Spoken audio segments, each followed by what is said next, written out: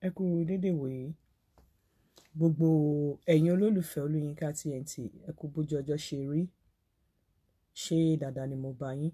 Ẹ káàbọ̀ sí orí abala ètò yìí. Ní àárọ̀ yìí, ọ̀rọ̀ tí mo mú wá láàárọ̀ yìí, mo wà bereaved, so mo rí èèyàn kan tó jẹ́ wípé èèyàn kan tó súnmọ́ mi pẹ́kípẹ́kí ó papòdà, ó kú. Ó jẹ́ shock fún mi, but ó tún jẹ́ ẹ̀kọ́ fún mi tí mo máa fi kọ́ àwọn èèyàn. So nítorí ẹ rí pé mi ò forin wọlé, ẹ rí pé mi ò dẹ̀ ṣe calling show. But mo fẹ́ educate àwọn èèyàn láàárọ̀ yìí, tó bá di ọ̀la àá continue nípa mo láwọn cases kan tó yẹ kí n treat, tó bá dọ̀la àá continue. But lénìí mo fẹ́ good morning o Kẹ́mi Òjòbárọ̀. Lénìí mo fẹ́ educate àwọn èèyàn pẹ̀lú nǹkan tí mo mú wá láàárọ̀ yìí. Mo máa sọ̀rọ̀ lápá Eleha threesome later. Mo dẹ̀ máa tún dúpẹ́ lọ́wọ́ àwọn tí wọ́n dúró tì mí. Ẹ rí pé mo ti list àwọn orúkọ kan síbẹ̀ yẹn tí mo fẹ́ dúpẹ́ lọ́wọ́ wọn. But ṣáájú ọ̀rọ̀, mo mọ̀ pé àwọn èèyàn míì ọ̀pọ̀lọpọ̀ lórí platform yìí ló máa mọ ẹni tí mo gbé post ẹ̀ síbẹ̀ tí mo JP Blessing tó máa mọ̀. Ẹ rí pé mo title post yẹn mo ní JP Blessing Amalamida. Torí ẹni yìí a sọ̀rọ̀ níjẹrin a day before kó tó kú yẹn. Bí mo lọ ṣe training kan, bí mo ṣe ṣetán wọ́n pè mí àbí mo pè wọ́n. Mo wá ní àpé mo fẹ́ àmàlà wù mí jẹ pẹ̀lú gbẹ̀gìrì àtewédú. Mo fẹ́ ṣe wédú bọ̀ kò ṣe wédú lọ́jà.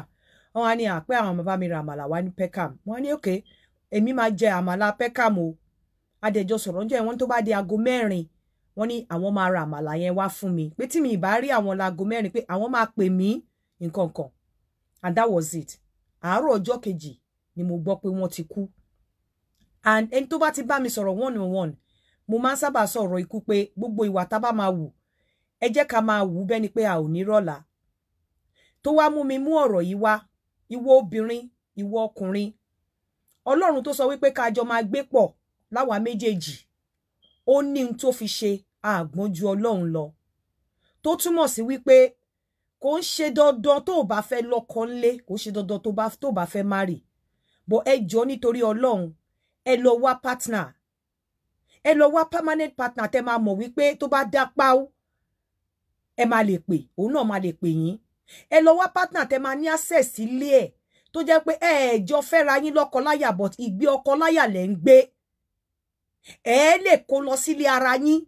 Tó bá jẹ́ pé ọ̀pọ̀lọpọ̀ míì máa ń ṣẹlẹ̀ láàrin òru, ẹlòmíì máa ní panic attack. Ẹlòmíì máa ní attack tó yẹ pé tó bá jẹ́ pé èèyàn wà pẹ̀lú ẹ̀, á tètè rescue situation yẹn. But ewu wà nínú ẹni tó bá ti dàgbà bó 50 kó máa dágbé. Gbogbo ẹ̀yin ọmọ mi lọ́kọ mi, àwọn ọmọ yìí máa bá ti wọn lọ, ìwọ nìkan ló máa kù. Go and look for a steady relationship. Mi ò ní kó fọ́kọ. Go and look for a steady relationship tẹ́ pé at least ní mẹ́ẹ̀márùn láàrin ọ̀sẹ̀ wàá lè sunbẹ̀ lẹ́ẹ̀mẹ́ta. Lọ look for a steady relationship tẹ́ pé o lè call your own. Àìmọye steady relationship tẹ́ pé ó bẹ́tà ọkọ àtìyàwó tọ́jọ́ ń gbé nínú ilé. In fact, ó máa ń bẹ́tà, ó máa ń wà healthy gan ju ọkọ àtìyàwó tọ́jọ́ ń gbé nínú ilé lọ. Lọ look for steady relationship tó jẹ́ pé tó bá pè pé ó wà nílé, ara mi ò yá ní shola hospital máa bá ẹ. Má wálé o, hospital ni kó máa lọ, máa bá ẹ, wá dẹ̀ máa ṣọ́ wá lọ bá lọ hospital. Ẹ lọ wá steady relationship, mi ní kẹ́ lọ́kọ. But ẹ lọ wá steady relationship tẹ́ máa mọ̀ wípé ẹni yìí o, èmi ni mo ní access sílé anytime. Òun ló ní mí, ó ní access sílé mi anytime. Nítorí wípé tí èèyàn bá ti wà ní 50 and above, èèyàn need èèyàn around there. Anything ló lè ṣẹlẹ̀ láàrin òru. But boy, my opinion ni pé tó bá léyàn around there, ó lè má pàpà kúkú tó kú yẹn. Ẹ lọ wá steady relationship. Ẹ lọ wá steady relationship. Ẹ lọ ní steady relationship. Ẹ lọ wéyàn. Ẹ má give up pé ọmọ mi ti lọ, mo fẹ́ máa gbádùn. Mi ò sọ pé ó máa ṣẹlẹ̀ o, but ìjọ́ tó bá máa ṣẹlẹ̀, kò lè réyàn tó máa pè. Kò lè réyàn tó máa stand in the gap fún ẹ. Kò lè réyàn tó máa sọ fún ẹ pé máa lọ sí hospital, mo ń bọ̀ wá bá ẹ. ẹ lọ wá steady relationship. Pàápàá ẹ̀yin tẹ́ ti pé 50 ní obo mi ò lè mọ́ mi ò dóko mọ́. It's not about oko this time, but go and get somebody you can call your own. Go and get somebody you know that you can cry to. Tó bá ní problem. Go and get somebody tẹ́ dẹjọ́ máa gbọ́rọ̀ síra yín lẹ́nu. Tí ó ń ṣe pé ẹ kò níra yín síbẹ̀ pé ẹ ń jà. Tó jẹ́ wípé o kò lè dìde láàrin òru kò ní mò ń lọ sílé lágbájá. Tó bá lọ bẹ̀, you are welcome ni. Òun náà lè dìde láàrin òru, ó ní òun lọ sílé tàmẹ̀dù. Tó bá débẹ̀, you are welcome ni. Go and look for a steady relationship. Mi ò ní ọkọ o, tó bá fẹ́ fọkọ. But you need somebody. Ọlọ́run tó dá wa ní pé tó ní akọ àtabo, ó mọ nǹkan tó mean kó tó sọ. Tá bá lè dá ṣe, kò ní fi ekini yẹn lẹ̀. Ẹ lọ look for steady relationship nítorí ìjọ́ tí ilé bá dá. Níjọ́ tí ilé bá dá, tí o tẹ́ máa fi kúrò láyé, ẹ lọ look for steady relationship. Even kọ́kọ́ ẹ kú, you need a replacement. Kíyàwó ẹ kú, you need a replacement. Àwọn ọmọ yìí máa bá ti wọn lọ. Ìwọ nìkan ló máa kù. Ìwọ nìkan ló máa kù. Ẹ lọ wá steady relationship. Ó wà very very important. No matter àwọn nǹkan kan wà tí owó ẹ ò lè rà. Ẹni tó kù yìí, ó ní agbára láti lè ra ẹ̀mí ara ẹ̀. Ó ní agbára láti lè dára ẹ̀ dúró bọ̀ nígbà tó lọ́jọ́ dé. Mo ti kọ́kọ́ kékéké but Ọlọ́run fúnra rẹ̀ ló pàrọwà fún mi pé kí má tún fi dẹ́ṣẹ̀. Nítorí pé tó bá tí nǹkan tó ṣẹlẹ̀ yẹn ò bá ṣẹlẹ̀. Tó bá lọ ní stroke or anything tó wá dẹni tó ń gbé káàkiri tó ń lo pampers. Àwa tún wá máa tọrọ ikú fún. Ṣùgbọ́n ìwẹ̀ á máa tọ́ lẹ́yìn torí Ọlọ́run mo mọ̀ pé tí àwọn ènìyàn nífẹ̀ẹ́ tọ́lọ́run dẹ̀ nífẹ̀ẹ́ ni. Kò sí ta lè ṣe sí. But ẹ lọ wá steady relationship. Ìyẹn gbọ́ títà òjòkó. Tẹ́ bá ti wà 50 and above, ó yẹ kí gbogbo wa máa look after health wa. Ẹ má máa take things for granted. Tó bá ti feel any pain, jọ̀ọ́ nítorí Ọlọ́run gbé ara ẹ lọ hospital. On your own, you should be able to know how to calculate BMI, body mass index. Mo ti sorry, how to calculate it, kilogram over meter square. Kilogram all over meter square. Tí BMI ẹ tó bá calculate ẹ fún rẹ, báwo ló ṣe máa ṣe? Wàá weigh ara ẹ in kilo. Wàá fi sẹ́gbẹ̀ẹ́ kan. Wàá measurement ara ẹ in centimeter or meters.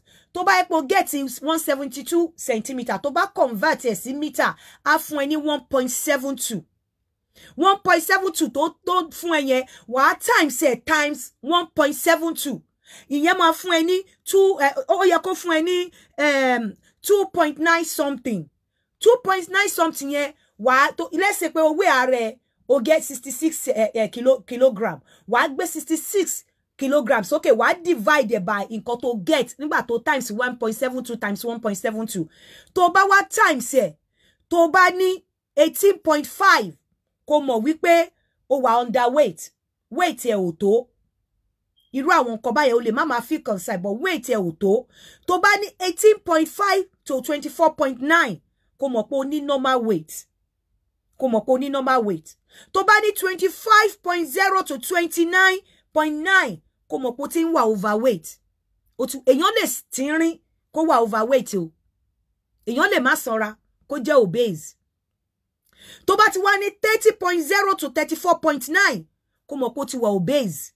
Pé obese ni irú ìgbà yẹn kó ti máa think of cutting down your excesses. Kó máa ti think of visiting your doctor. Cholesterol lè high, gbogbo nǹkan lè high tó fọkàn sí. Tó bá ní 35.0 to 49.9, kó mọ̀ pé morbidity overweight ni ó ti ní àrùn. Ìgbà mi àwọn medication mi tá ń lò gan, ó máa ń jẹ́ kéèyàn ní kó wà obese tí ẹ ò ní kọbi ara sí. Ẹlòmíì breed but ikú ló ń bá rìn. Tó bá ní 50.0 or greater, kó mọ̀ pé ó ti wà super obese ni, ikú ti ń kanlẹ̀kùn. A lè máa breed lójoojúmọ́ kò mí pé bóyá àlárùn. There's something tó wà very important. Bí mẹ́ta ni bọ̀ méjì ni mo rántí, which is breathing and bleeding. In tó bá ti involve breathing, má procrastinate, má allow complacency, make sure pé o gbéra ẹ lọ hospital. Má think twice. Nǹkan tó bá ti involve breathing and bleeding, má think twice láti wá ara ẹ lọ hospital. Má dúró fún anybody láti wá ara ẹ lọ hospital. Bí mo ṣe sọ fún yín, the method or the kíní láti calculate your BMI is kilogram over square. In tó bá get ní tó bá weigh ara fi sọ́tọ̀. tó bá ti wá fi tó get sọ́tọ̀ wá lọ wá measure are height are tó bá ṣe in centimeter wá convert ẹ sí meter into bá get wá 2 times ẹ pẹ̀lú nǹkan tó get wá ṣe wá lọ divide ẹ pẹ̀lú kilogram tó bá ti wà ní 18.5 ó wà underweight nìyẹn weight ẹ ò tó ó ti wà below your age tó bá ti wà 18.5 to 24.9 kó mọ̀ pé o ní normal ni normal weight ló ní tó bá ti wà 24.0 to 29.9 kó mọ̀ pé o ti wà overweight wà láti cut àwọn nǹkan tó ń jẹ nǹkan kan oríṣiríṣi tó bá ti wà ní 30.0 to 34.9 kó mọ̀ pé obese ni ẹ́ ó dẹ̀ lè tínrín kó fall into that tó bá ti wà ní 34.49.9 kó mọ̀ pé morbidity obese ni which means wípé àrùn ti wà lára ẹ pẹ̀lú obese àwọn àrùn yẹn medication tó ń lò lè fà á kó wà obese health problem lè fà á kó wà obese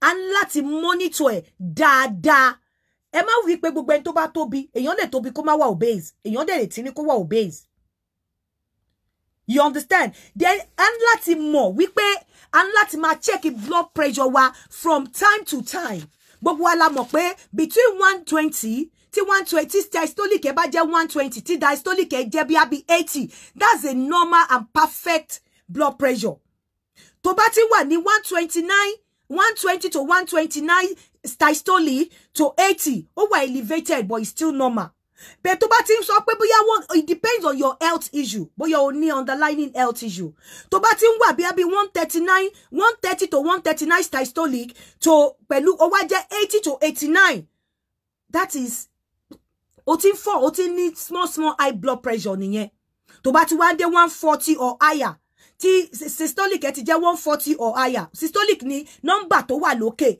diastolic ni nọ́mbà tó wà nísàlẹ̀ jẹ́ mama blood pressure wá ní ó lè jẹ́ 120 all over 80 tó bá ní the 120 is the systolic and the 80 is the diastolic tó bá ní 120 to 80 you are okay you are good but tó bá ti lọ bí 140 plus to 90 plus tí systolic ẹ ti jẹ́ 140 or above tí diastolic ẹ ti jẹ́ 90 or above kó ti mọ̀ pé o ti ní high blood pressure nìyẹn gbogbo wa láti ní báwo náà ṣe máa ń pe kinní yẹn náà ṣe spirometer or something tó fi measure blood pressure èèyàn àwọn yẹn ṣe pàtàkì ju gold lọ torí ẹ̀mí tó bá wà ara tó bá da ló ń lo gold àwọn machine yẹn kó o ní sílé ó ṣe pàtàkì ju kó o raṣọ lọ average person yẹ kó ní machine tó fi measure blood pressure nílé average person yẹ kó ní machine tó fi máa measure sugar level ẹ nílé tó o bá ti fúnra rẹ find out nílé tó o ti rí wàá gbéra ẹ lọ sí hospital fúnra ẹ BMI yẹn wá ṣe pàtàkì ẹ má jẹ́ ká take àwọn health issue wa for granted bó ṣe wà yìí ó ń láti mọ BMI yẹn body mass index kò ní anybody ó nìyẹn kilogram all over meter square that is the bó ṣe máa ń find it out ní equation láti find it out nìyẹn you weigh yourself in kilogram wàá kọ nǹkan tó get sọ́tọ̀ wàá measure height yẹn in centimeter wàá convert ẹ̀ sí meter in tó bá get wàá times ẹ̀ pẹ̀lú the value of nǹkan tó get tó bá ti wá get answer yẹn wàá wá gbé kilogram ẹ sókè wàá fi divide in tó bá ti get mo fọkàn fẹ́ kẹ́ mú paper kẹ́ kọ sílẹ̀ pé tó bá jẹ́ 18 tó bá get 18.5 ó wà underweight which is not good o ní láti kára mọ́ṣẹ́ láti jẹun dáadáa ó wà underweight tó bá get between 18.5 and 24.9 ó wà normal your weight is normal between 25.0 and 29.9 ó wà overweight between 30.0 and 34.9 ó ti wà obese ó bá ti rin kò kéré ó ti wà obese between 35.0 to 49.9 morbidity obese ni that means pé àrùn ṣe é ó ti ní disease pẹ̀lú obese ẹ ó kó jẹ́ pé medication tó ń lò fún disease ẹ gan ó tún contribute pé kó wà obese ó lè máa rẹ́ lómi tó máa lo medication tá dẹ̀ máa sanra a máa sanra tó bá wà 50.0 kó mọ̀ pé ikú ti ń kọlẹ̀kùn all of the okini were very important ju wípé ká máa jẹun ká má mọ̀ nípa ètò ara wa lọ. Blood pressure is a silent killer. Ẹlòmí ò mọ̀. Kí measure torí pé ẹ ti ń sùn, ẹ ti ń jí, ó lè máa sùn gan kó lọ ní panic attack. Tó bá ti ń ro nǹkan tó bá ti pọ̀jù, tó ti nǹkan tó ti ń ro tó ti affect heart, there's tendency kó increase respiratory respiration bó ṣe kíni respiratory respiration ne. Tó bá nǹkan tó bá ti ó dẹ̀ lè pulse náà máa increase. Gbogbo nǹkan tó bá ti ro, tó ti ń ro, tó ti ń bá ẹ lọ́kàn jẹ́, there is tendency pé kó fún ẹ ní blood pressure. And you have to be on a guard. Only láti máa check blood pressure. Ẹ lọ note 2 B's, breathing and bleeding. Àwọn nǹkan méjì yẹn tó bá ti ní difficulty in breathing, tó ti breathe dáadáa, àbò ní orí pé chest ń dùn ẹ nǹkan kan. Don't wá allow complacency. Má procrastinate pé I will go see my doctor tomorrow. Wàrà ẹ lọ sí emergency. Wàrà ẹ lọ sí emergency. Ẹ jẹ́ ká look after ara wa. Ó ṣe pàtàkì láti look after ara ẹ. Ó ṣe pàtàkì láti ní kíni bó ṣe máa ń pè kíni ẹ máa speedometer or something tó fi measure blood pressure. Ó ṣe pàtàkì láti ní nílé. Tó fi measure blood sugar. Ó ṣe pàtàkì láti ní nílé ju kó raṣọ lọ. Kó raṣọ lọ. Low blood pressure. Ó pàyàn ju high blood pressure lọ. Ọ̀pọ̀lọpọ̀ ló ní low blood pressure. Tí systolic ẹ bá ti jẹ́ 90. Tí diastolic ẹ ti lọ sí 60. Kó mọ̀ pé ó ti wà ní bèbè kú. Low blood pressure ni. Your oxygen level is very important. Saturation level, the good level is 95, 96.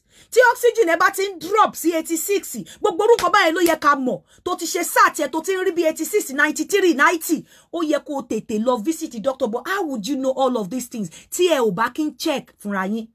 Báwo lẹ ṣe fẹ́ mọ̀? Tẹ́ ẹ bá kí ń check ẹ on your own. Tó bá ti ṣe saturation tó ti ń rí pé level of oxygen ẹ ti ń rí di 93. Ó yẹ kó raise alarm kó lọ máa rí doctor. Tó wà lórí medication. Tó ní any underlying health issue. Ó yẹ kó mọ̀ bó ṣe máa tètè respiration. Thank you. Ó yẹ kó mọ̀ bó ṣe máa tètè lọ rí doctor ẹ. Ìwọ fúnra rẹ kò dìgbà tó bá jẹ́ nurse. Ọ̀rẹ́, ó ní mo gbọ́wọ́ sí. You can check your own pulse. Kó wo bó ṣe ń beat. Fúnra rẹ̀ ó ní bí mo ṣe ń ṣe ó ń dáhùn mọ́ mi lọ́wọ́. Tó bá ti ń slow, tó bá ti ń wà rapid, tó bá ti ń dọ̀rọ̀, tó bá ti ń wà faster than normal. Àwọn kíní ṣe pàtàkì ju party. Ó ṣe pàtàkì ju gold. Ó ṣe pàtàkì ju aṣọ. Ó ṣe pàtàkì ju oúnjẹ. Because ẹlòmí àní báwo ni mo ṣe fẹ́ wà obese nígbà tí mi ò sanra. O lè má sanra kó dẹ̀ wà obese. O dẹ̀ lè sanra kó wà healthy. Kó má wà obese. But I will tell you categorically wípé apart from not being obese tó bá sanra, try láti cut down there because the breathing ẹni pé tẹ́ni tó sanra bá fẹ́ gun staircase àbí kíní kan wọ́n máa pant ni wọ́n máa breathe tó bá tiẹ̀ lè cut down sí sanra ẹ yan exercise láàyò cardio exercise. Ẹ máa ṣe cardio exercise láti train cardiovascular yín. Any cardiovascular disease ó yára pààyàn. Àwọn blood pressure tẹ́ ń rí ìdẹ́kẹ̀rẹ́ eku ṣẹnu wẹ́rẹ́wẹ́rẹ́ jẹlé ni ẹlòmíì ni ṣùgbọ́n torí pé kò check kò mọ̀ nígbà tó bá máa dé báyìí ó máa gbé ẹ̀mí ẹ̀ lọ straight ni kò ní ẹ̀pà ò ní bóró mọ́ kò ní fún ní chance láti rectify mistake ẹ̀ àbí chance láti redress ara ẹ̀. So it's very important ẹni tí ò bá tí ní this small machine tó fi measure blood pressure nílé lọ rà sílé pàápàá ẹ̀yin also ten bozu ní Nàìjíríà is very important pé kẹ́ ní kíní sílé ẹ lọ check body mass index yín ẹ máa check ẹ from time to time ẹ mọ borderline yín ẹ mọ gbà tẹ́ wà overweight ẹ mọ gbà tẹ́ wà underweight ẹ mọ gbà tẹ́ wà obese ẹ lè máa cholesterol pààyàn ju ikú lọ kò dá téèyàn bá kú ká máa kú out of our own nonchalant attitude. Out of our own carelessness, out of our own I don't care attitude. Ẹni tó bá ti wà between tó ti ń pé 45. Let me tell you, the kidney, even the liver, as you tó bá ṣe ń grow older, liver mama kéré sí ni.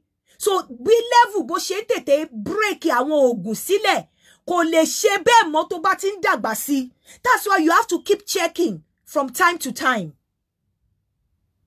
You have to keep checking from time to time.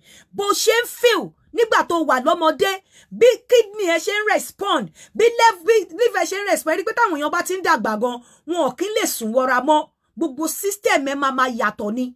Àwọn ògùn tó ń kó jẹ, tó máa take for granted, ó ò lè kó jẹ tó bá ti ń tó stage kan mọ́. Please, ó wà very, very important. Ká má máa kúkú gífà. Anything tó bá ti notice by, your next point of call is the hospital.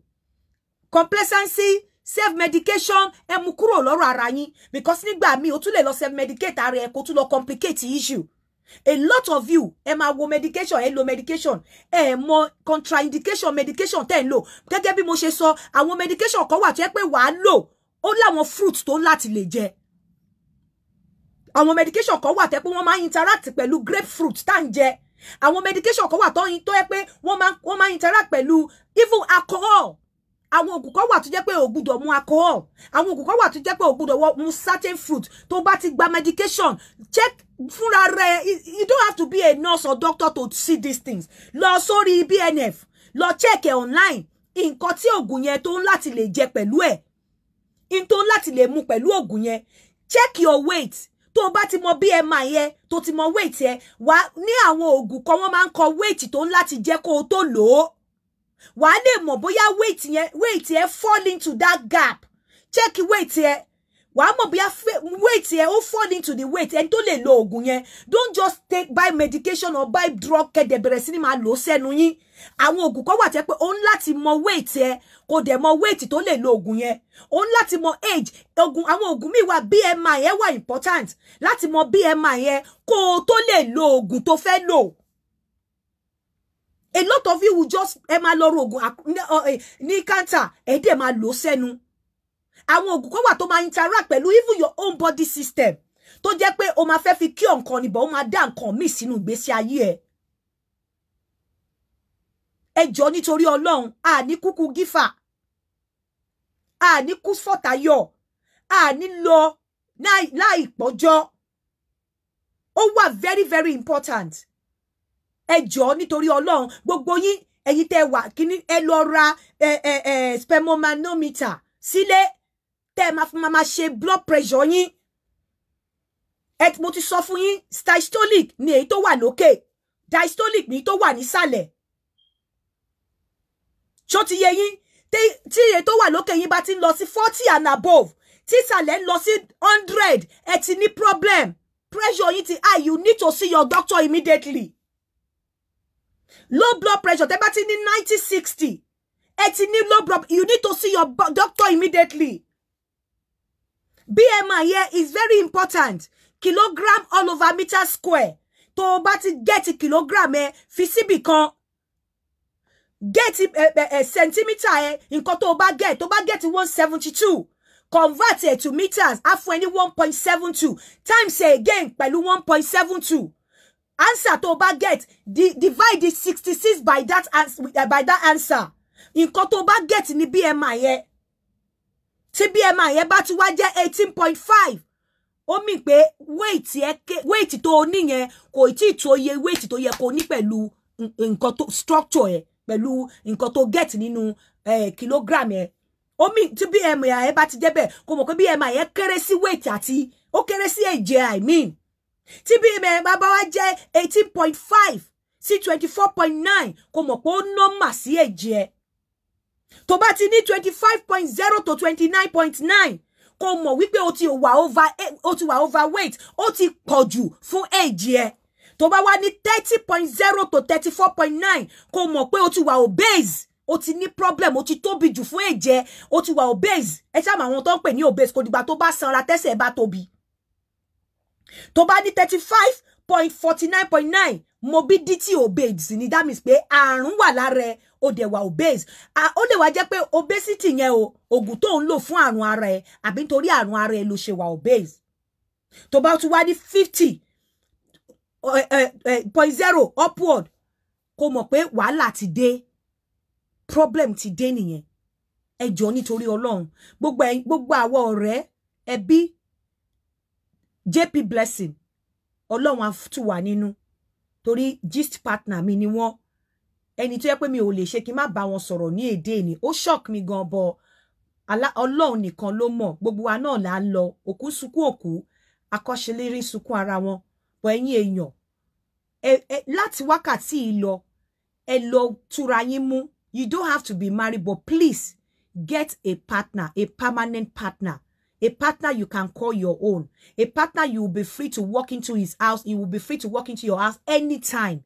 A partner to jẹ́ pé most of the time gan. Ilé ẹ̀ gan kọ́ lẹ máa wà. Most of the time lẹ́jọ́ máa wà pọ̀.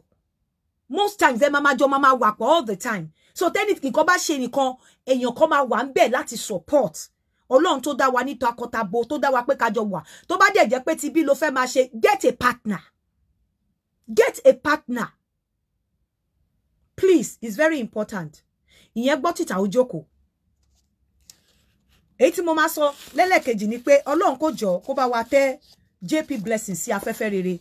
K'Ọlọ́run bá wa mú erùpẹ̀ burúkú kúrò ní ojú wọn. Iwájú tó fi sílẹ̀, ilé tó fi sílẹ̀ kó má bàjẹ́. Iwájú tó kọjú sí k'Ọlọ́run kó bá wa ṣamọ̀nà wọn.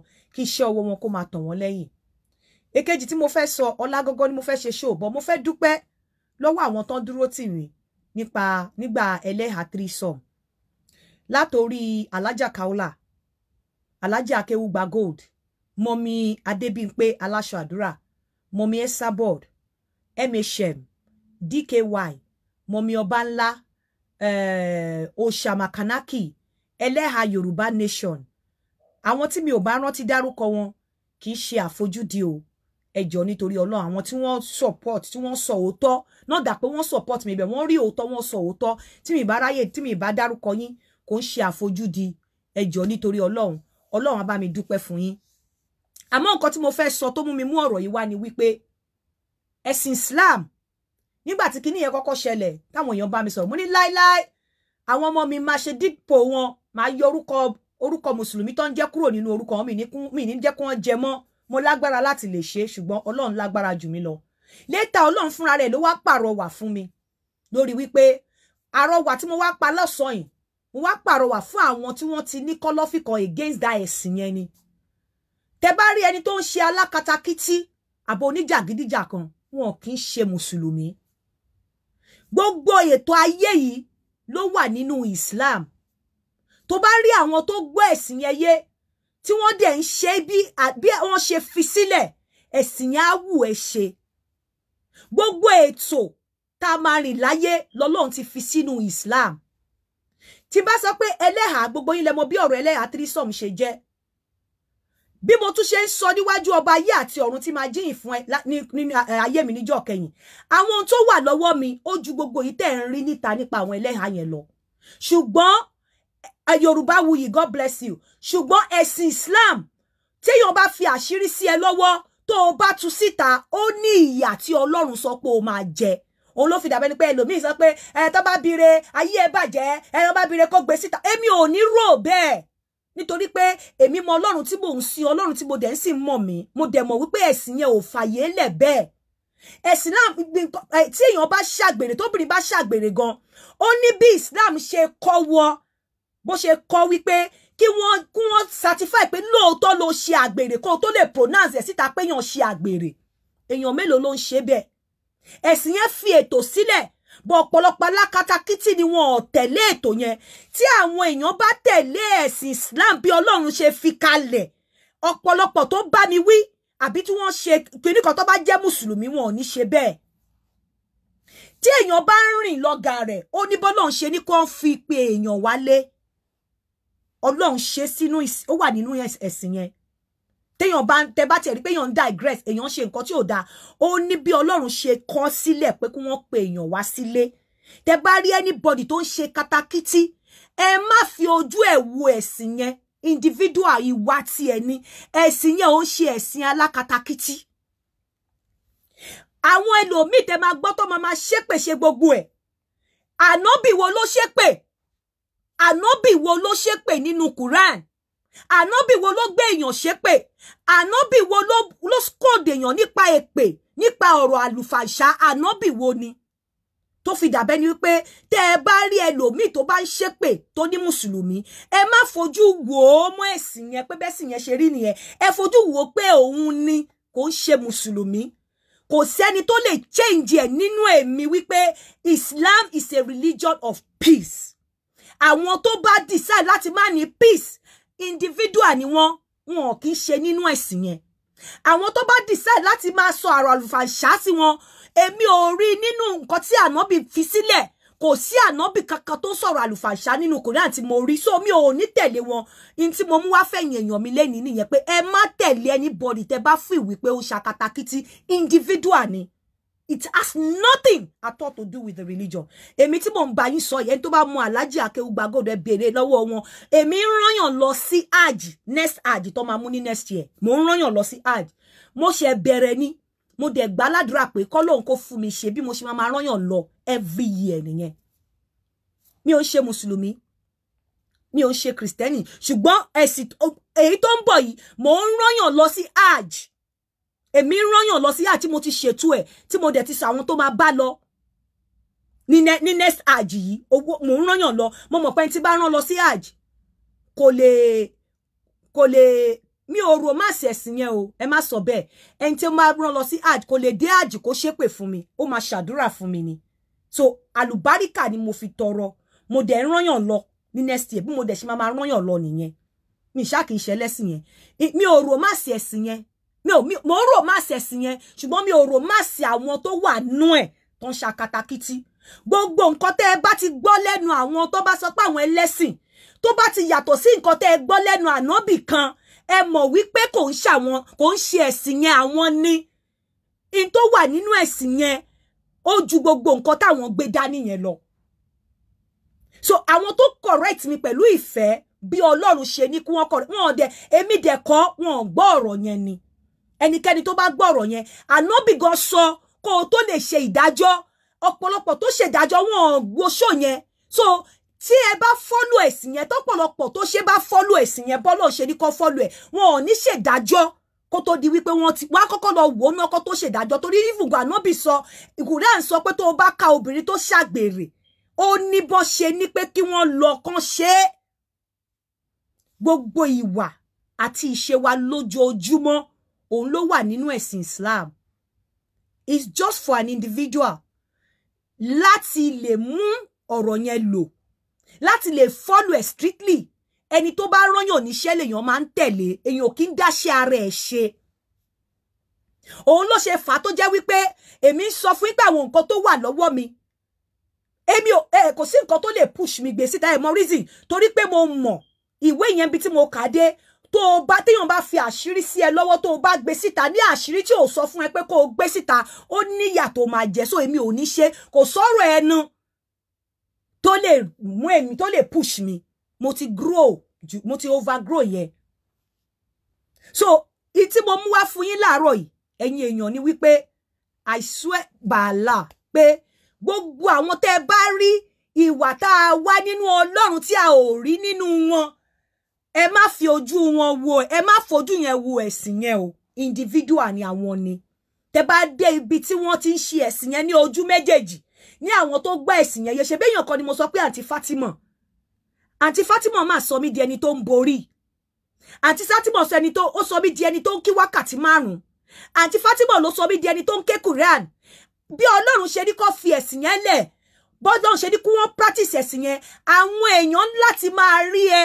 láti fẹ́ follow ẹ̀sìn yẹn ni àwọn èèyàn gbọ́dọ̀ máa rí ẹ kó máa gbé ẹ̀sìn yẹn ṣépè gbòòrò bóyá ẹni tí àwọn èèyàn bá ti ń rí tí wọ́n ń sọ̀rọ̀ òdì sí Islam òun náà mọ ègún tó máa wà lórí òun àwọn èèyàn láti máa rí ẹ̀sìn yẹn kó máa rí lára ẹ mo ti pàdé àwọn àfáà kan àwọn àfáà bíi àfáà Alhaji Muideen mo ti gbé wọn lórí flight mi rí tí màá yín bá jókòó sí business class pẹ̀lú funfun ẹ̀ kò ní jẹun tó máa kò sí nǹkan tẹ́ serve wọn láyé tí wọ́n máa jẹ wọ́n máa fa kéwu wọn yẹn ni nínú humility wọn nínú gbogbo ara wọn ẹ máa rí nínú ara wọn bẹ́ẹ̀ ni wípé àwọn lè má bọ́lẹ̀ nínú ọkọ̀ yìí Ọlọ́run ló lẹ̀mí àwọn kò ṣe pé wọ́n ń jáyà bẹ́ẹ̀ wọ́n submit everything sọ́wọ́ Ọlọ́run ẹ lè ríru àwọn yẹn kẹ́sìn yẹn má wù wọ́n ṣe má wù yín ṣe kò dẹ̀ wá ń ṣe wípé ẹ máa wá wo ìṣìnà other side wọn excuse me ẹ máa lé ẹ̀ṣẹ̀sìn yẹn àwọn tó gbọ́ ẹ̀sìn yẹn yé dáadáa tó gbọ́ ẹ̀sìn yẹn dé dáadáa wọn ò ní engage nínú killing wọn ò ní engage nínú ọ̀rọ̀ àlùfàǹṣá wọn ò ní engage nínú ọ̀rọ̀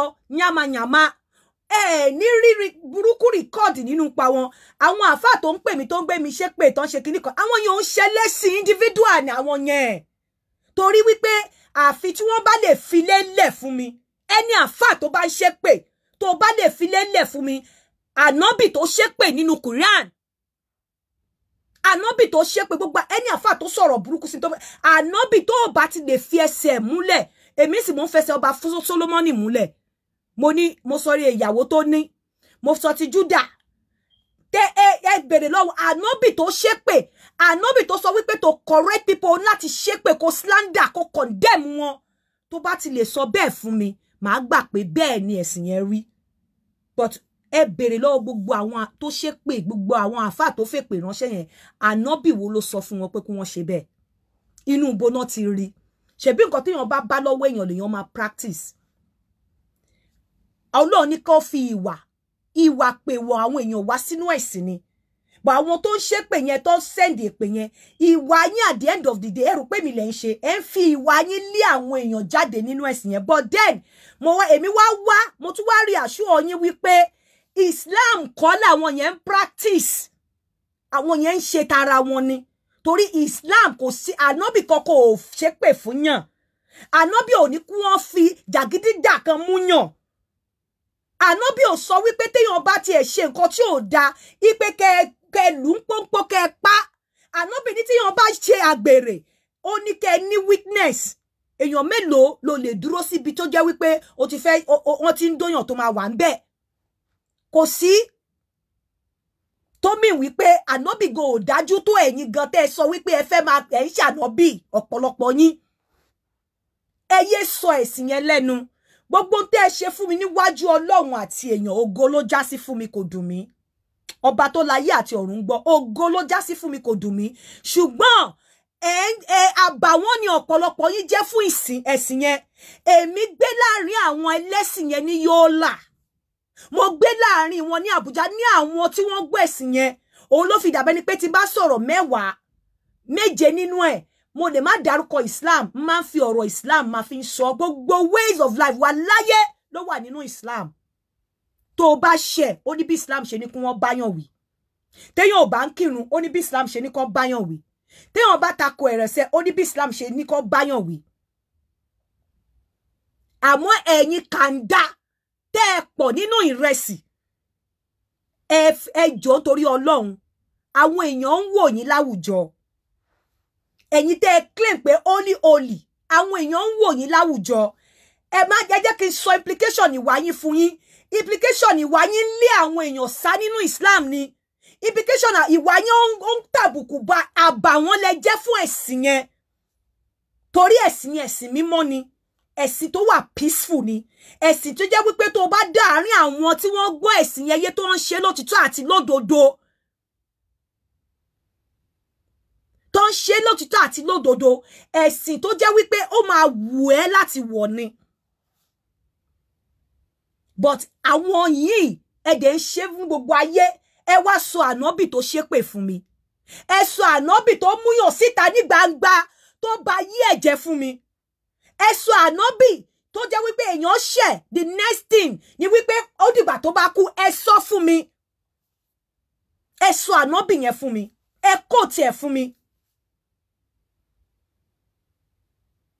ẹ sọ fún mi ẹ get to me ó kàn bà mí lọ́kàn jẹ́ torí pé ẹ̀sìn ọlá ẹ̀sìn ọlà ẹ̀sìn iyì ẹ̀sìn ẹ̀yẹ lẹ́ ń stylishly ẹ fi àbàwọ́n sẹ́sìn yẹn o ara yín lẹ́ ń fi stain ara yín lẹ́ ń stain kò ń ṣe ẹ̀sìn yẹn òun ni mo ṣe mú wá fún gbogbo ẹ̀dá tó bá lóun tẹ̀lé mi tẹ̀lé mi ẹ má wo ẹ̀sìn yẹn ní ẹ̀sìn àbàwọ́n o ẹ má wo ẹ̀sìn yẹn ní ẹ̀sìn bápánlélé o àwọn tó jẹ́ àbàwọ́n yẹn ni kẹ́ máa wò wọ́n bí pé àwọn oníwà abú kò it has nothing to do with that ẹ̀sìn mọ reason ẹ jẹ́ kí conciliation yín máa jẹ́ ànábì tó bá ṣépè rí ẹ mú fún wa ànábì tó bá pààyàn tó bá sọ pé èèyàn ṣe o kẹ́ pa kẹ́ bá yí ẹ̀jẹ̀ ni ẹ mú jáde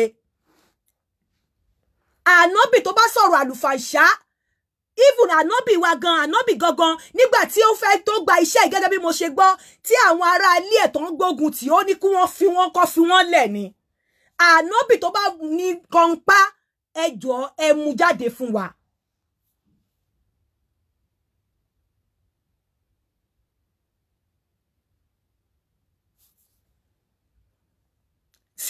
Senator Ọmọkanye Yusuff Agbọ́láwọn ẹwẹ léyìí ó ní my sister ó ní change my way ó lóun follow mi so that tó bá lọ padà ẹ tún lè lọ gbé ogun mi kò dùn èmi kò dùn mí ó rò pé gbogbo nǹkan tẹ́ ṣe yẹn dùn mí wàláì mo fi Ọlọ́run ọba ṣẹlẹ́rìí kò dùn mí torí pé mo understand ẹ̀sìn yẹn pé ẹ̀sìn yẹn ẹ̀sìn alálùbáríkà ni mo mọ̀ pé ẹ̀sìn yẹn ẹ̀sìn tó wà peaceful ni mo mọ̀ pé ẹ̀sìn yẹn ẹ̀sìn tí ẹ pé gbogbo nǹkan nínú ayé yìí mo ti sọ̀rọ̀ pé ká máa fọ abẹ́ wa ó wà nínú ẹ̀sìn yẹn ìmọ́tótó bó obìnrin ṣe lè jókòó láwùjọ ó wà nínú ẹ̀sìn yẹn bó obìnrin ṣe lè para ẹ̀ mọ́ ó wà nínú ẹ̀sìn yẹn bí obìnrin ṣe lè sọ̀rọ̀ láwùjọ ó wà nínú ẹ̀sìn yẹn bí obìnrin ṣe lè ṣe anything ó wà nínú ẹ̀sìn yẹn àmọ́ ànábì tó ṣépè èmi ò rí bóyá mi ò dẹ̀ tí ì rí yẹn kà bóyá kẹ́ sọ fún wa so gbogbo ẹ̀yin tẹ́ fèpè ránṣẹ́ ẹ̀yin lẹ ní omi kan mo ní gbogbo ẹ̀yin tẹ́ ṣoríṣiríṣi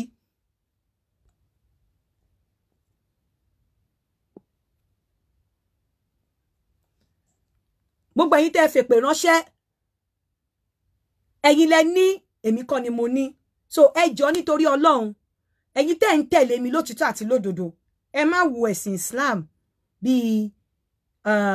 ẹ má wo ẹ̀sìn Islam bí àwọn èèyàn tẹ́ ń rí nínú ẹ̀ àwọn èèyàn tẹ́ ń rí nínú ẹ̀ yẹn àwọn kàńdá tẹ́ ń rí nínú ẹ̀ yẹn àwọn tẹ́ ní opportunity àti advantage láti rí ni àwọn kan wà tó jẹ́ àwọn alálùbáríkà tí wọ́n máa fi ìwà wọn portray Islam dáadáa ṣùgbọ́n tí ẹ ò ní àǹfààní láti rí so mo fẹ́ kẹ́ mọ̀ pé bí ibẹ̀ ṣe wà bẹ́ẹ̀ náà ni ìrere ṣe wà àwọn tẹ́ opportunity láti rí àwọn tí ò da inú ẹ̀ ni so àwọn dẹ̀ kọ́ ni the best inú ẹ̀ àwọn the best wọn ò sí ń ta wọ́n wà bẹ́ẹ̀ tẹ́ máa ní opportunity láti rí èmi rányàn lọ sí hajj ní next hajj owó mi mo máa rányàn lọ mo dẹ̀ ti bẹ̀rẹ̀ nìyẹn bí mo dẹ̀ ṣe máa ṣe nìyẹn mo ti ṣe tọdún yìí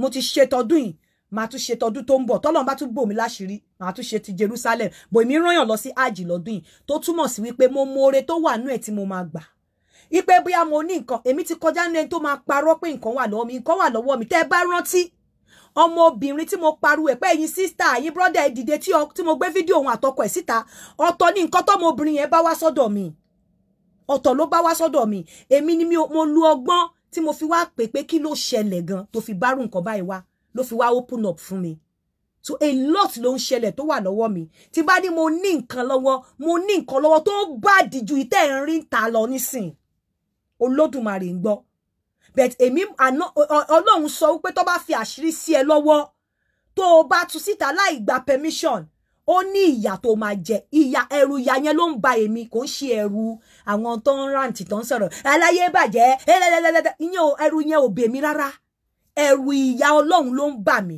ẹ jẹ́ kí gbogbo wa lọ ní ìbẹ̀rù Ọlọ́run nínú àtàwa tá a claim tá à ń ṣe ìfẹ́ inú ara wa tá à ń ṣe tara wa ta ní Ọlọ́run là ń jà fún ẹ jẹ́ ká lọ nífẹ̀ẹ́ Ọlọ́run nínú tá bá ń jà fọ́lọ́run ẹ jẹ́ ká ṣe ní ìlànà tọlọ́run ẹ jẹ́ ká ṣe ní ìlànà tí ànábì fi sílẹ̀ ẹ má jẹ́ ká lo ìlànà wa kò sí ànábì kan tó ṣe pé mi ò rí àfi tẹ́ bá sọ fún mi ẹ educate mi ànábì tó ṣe pé ẹ educate mi ànábì tó ṣe bó o bá o pa bó o bá o bù lẹ́sẹ̀ ẹ educate mi ànábì tó sọ pé èèyàn ti ṣe ọ́ láti pàdánù pẹ̀lú ọ̀rọ̀ ẹnu ẹ láti bà yí ẹ̀jẹ̀ ẹ educate mi lórí ẹ̀ tẹ́ bá educate mi bóyá màá lè yíwà padà yàtọ̀ sí yẹn ẹ jẹ́ ká máa palẹ̀mọ́ ikú lẹ̀ ẹ jẹ́ ká máa ronú bẹ́ni pa ní rọ́la ẹ má jẹ́ ká máa ṣe bẹ́ni pé àwa la ní kọ́kọ́rọ́ lé ayé yìí lọ́wọ́ ẹ jẹ́ ká máa ṣe bẹ́ni wípé tá a bá sùn lẹ́ni a lè má jí mọ́ lọ́la ẹni tí mo ló kù yìí mo sì bá sọ̀rọ̀ ní èdè èkó tó kú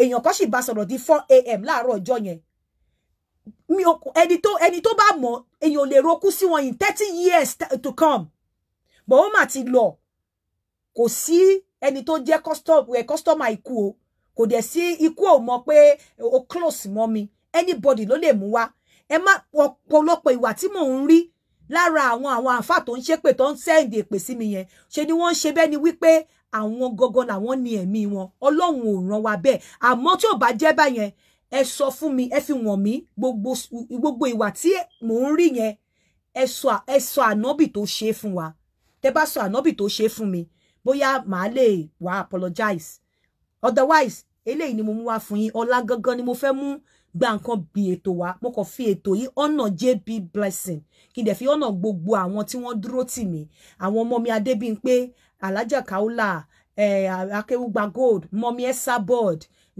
MHM DKY mọ́mí Obanla gbogbo wọn ẹlòmíì tó bá tún wá padà tó ti kì mí tẹ́lẹ̀ tó tún bú mi ò mind but ipe wọ́n ti ẹ̀ sọ tòótọ́ Ọlọ́run ò ní jẹ́ kẹ́ ti torí ayé sọ ìjọba ọ̀run nù ẹ jẹ́ ká lé ilé yìí a gbọ́dọ̀ ṣe wàhálà tó yìí láyé tí ọ̀run kan bá wà ká tún máa make ọ̀run ẹ má jẹ́ ká máa take things for granted pé jẹ́ kí n bayé jẹ́ mi kí n bá dọ̀run kò sẹ́ni tó máa wà ń bẹ̀ ẹ má jẹ́ ká bayé jẹ́ ẹ má jẹ́ ká ti torí adùn ayé ba paradise jẹ́ gbogbo yín ti rí pé Ọlọ́run ò sí lẹ́yìn alábòsí gbogbo nǹkan tó ṣẹlẹ̀ ògo ló jẹ́ fún mi mo dẹ̀ tún sọ quote me anywhere in tí mo ní lọ́wọ́ ó ní agbára ju gbogbo nǹkan tẹ́ ń rí lọ àmọ́ ìbẹ̀rù Olódùmarè àti ìbẹ̀rù Ọlọ́run kò lè jẹ́ kémi sọ pé mo fẹ́ play ẹ̀ torí mi ò tiẹ̀ ní reason láti ṣe torí pé èmi gan ní past tèmi èmi náà níbi ìkọ̀kọ̀ tèmi so ẹ jọ̀ọ́ nítorí Ọlọ́run nìkan ló mọ̀ o